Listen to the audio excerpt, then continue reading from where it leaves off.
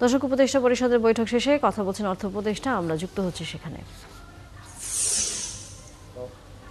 Contingency খরচ থাকতে পারে, তাই না, ইমার্জেন্সি খরচ থাকতে পারে, সেটা তো মিট করা যাবে, সেটা তাদেরও কিছু ফান্ড আছে ফাইন্যান্স মিনিস্টার। অতএব নির্বাচনের ব্যাপারে কোনো চিন্তা করার দরকার নাই।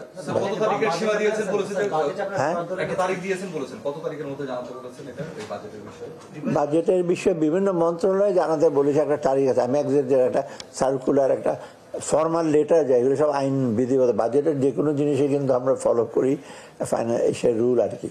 তো এটা একটা সময় দিয়েছে, ডিসেম্বরের শেষের দিকে এটা হয়তো আমার কাছে প্লেস করবে, তারপরে আমি সেতে যাব, মানে সেটা অ্যাডভাইজারি কমিটিতে।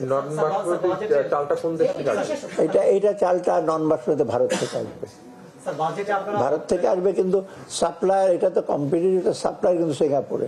কারণ আমরা তো আর বলবো না ভারত থেকে আনবেন না, থাইল্যান্ড থেকে আনবেন না, মায়ানমার থেকে আনবেন না। ওরা যেটা বেস্ট দেখেছে, প্রাইস দেখেছে, সেটা তো আমরা উই আর নট বায়াস দিচ্ছে।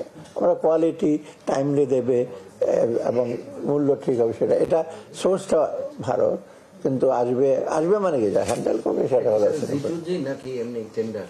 না, এটা টেন্ডার।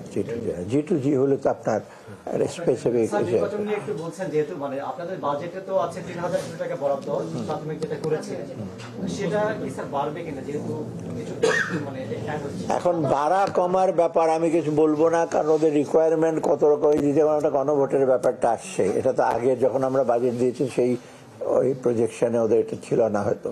তারপরে ওরা এখন আপনার ওই যে বিদেশে যে আজকে থেকে 25 তারিখ থেকে শুরু হবে বিদেশে ভোটারদের এনরোলমেন্ট আপনাদের এমবেসিতে, সেটার হয়তো তখন ফরেন মিনিস্ট্রিতে হয়তো আমাদেরকে চাইতে পারে যে তাদের তো, আমি দেখে আসছি সিঙ্গাপুর যে গেলাম, এর আগে আমি জাপানে দেখছি ওরা প্রিপারেটরি এসে নিচ্ছে, লোকজন যোগাযোগ করছে, সেখানে ওদের কস্ট ইনভলভ হতে, ওদের অফিসাররা ওভার টাইম করবে, সেটাও আমরা তো প্রোভাইড করবো। অর্থাৎ এক্স্যাক্টলি তো আমি বলে দিতে পারবো না এখন ইমিডিয়েটলি।